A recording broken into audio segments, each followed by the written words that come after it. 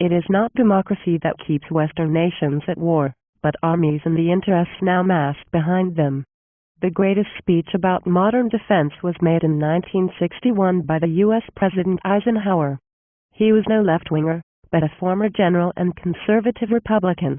Looking back over his time in office, his farewell message to America was a simple warning against the disastrous rise of misplaced power of a military-industrial complex with unwarranted influence on government.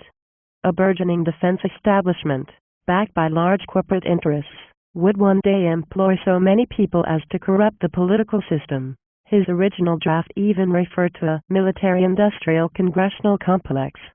This lobby, said Eisenhower, could become so huge as to endanger our liberties and democratic processes. I wonder what Eisenhower would make of today's U.S., with a military grown from 3.5 million people to 5 million. The Western nations face less of a threat to their integrity and security than ever in history, yet their defense industries cry for ever more money and ever more things to do.